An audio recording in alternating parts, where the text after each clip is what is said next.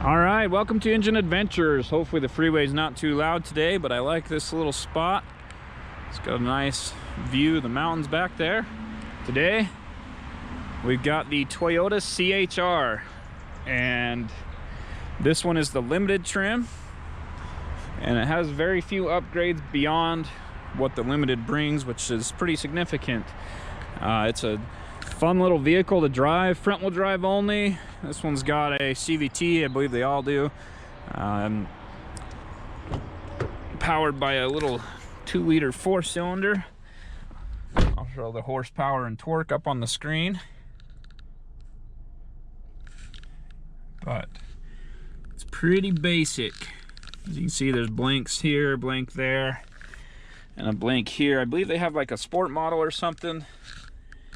But down here you get one USB port, a little pocket there, cup holders. There are two, one here, one there, and this tiny armrest that has a normal 12-volt plug in it. On the roof here, ceiling I guess, I don't know. And the headliner, it's got these little cutouts, and for this one it's functional. Not sure.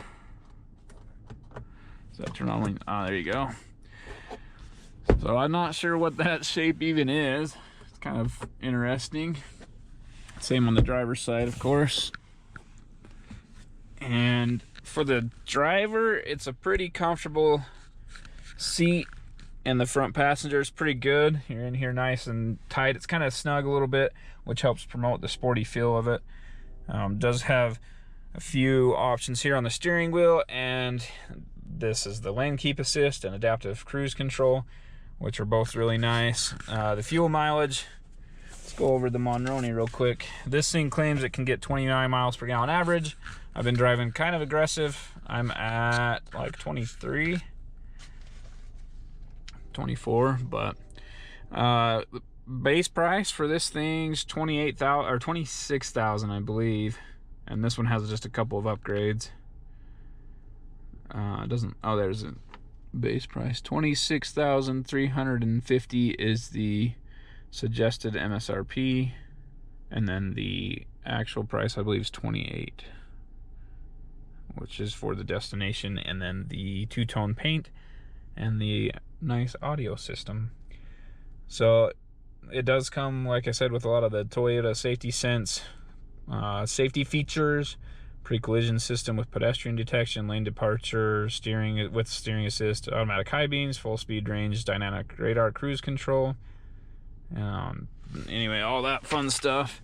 And as a limited trim, it is like fairly nicely appointed. You get a few things: heated seats, dual zone climate control, and that's all there is here in the front seat. It's, like I said, it's fairly basic. Let's go take a look under the hood.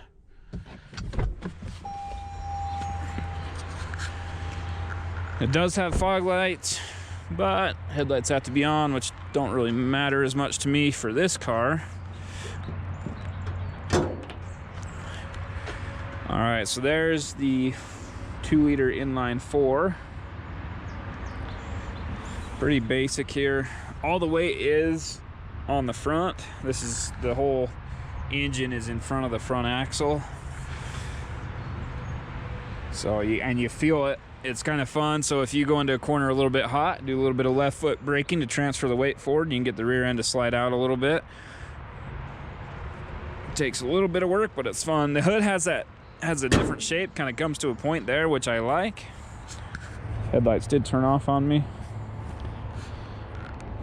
So it's, the front brakes have a significant gap in between the two sides of the rotor there for better ventilation. The rears are just solid, so there's no gap in there. Let's check out the back real quick. Not a ton of room here. You can see the center headrest is stored there because looking out the back, that thing's right in the way. And then underneath here is your spare tire and my lunch there on the sides, but spare tire with all your tools for it. And yeah, I mean, it's pretty basic. This one does have the cover on it. Not all of them will have that cover, and then it's removable, of course. This handle is kind of interesting. You can't really grab it like this, but it shows you're supposed to use, well, that's a right-handed, but you flip it over and grab it upside down, which is a little bit awkward, but it can be done. Has this interesting little spoiler here on the top. This passes through there. Rear door handles, thought those were different. And then, so back here, gotta watch your head getting in, so you see how much room there is. There's like 6 inches where it drops down, so as you get in, you just gotta watch your head, but once you're in, there's a decent amount of headroom.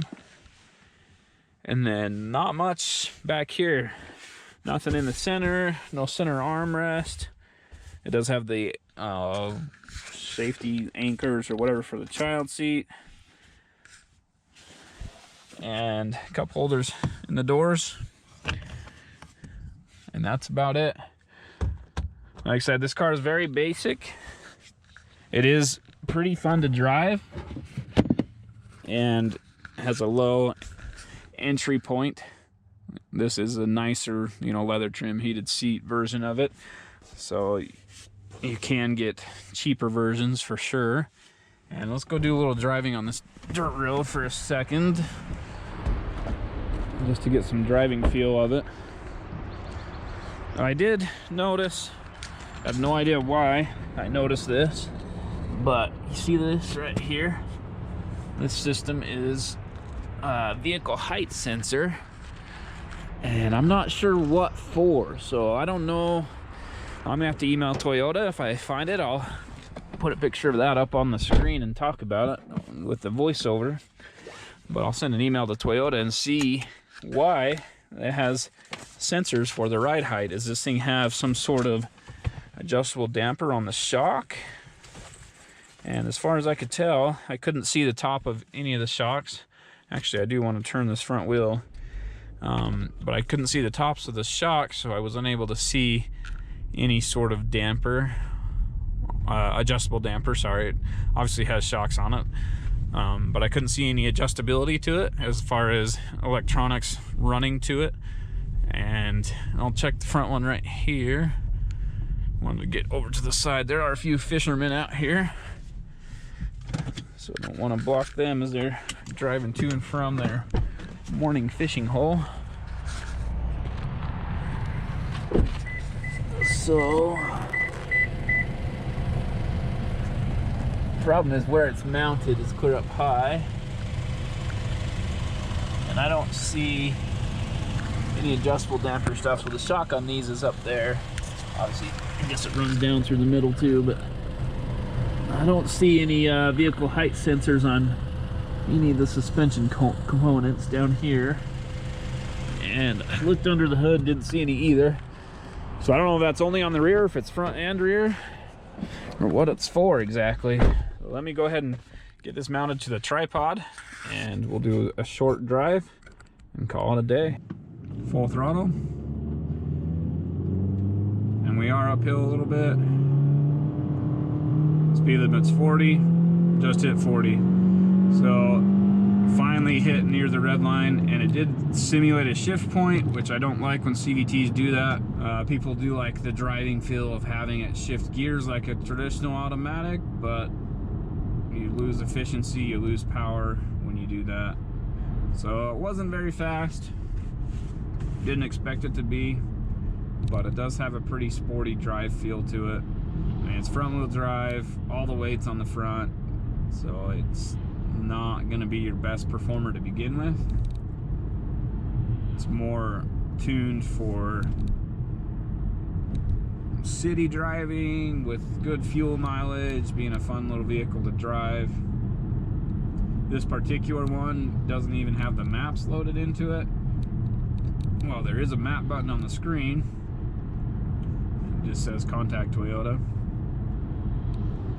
Please check the Toyota website for compatible applications, which is interesting. You get a nice big screen, you get a map button, but it doesn't lead you anywhere unless you go pay extra, I guess. So this thing's clearly not an off-roader. Toyota doesn't market it as an off-roader, especially with it being front-wheel drive only. And of course it's going to struggle. It can't even really climb our articulation hill. It does a good effort of transferring power side to side, but it's still just unable to do it. So here I turn off the traction control just to see if it can do any better, and it ends up with just the one side spinning the wheel excessively. So I turn the traction control back on and it still isn't able to climb the hill.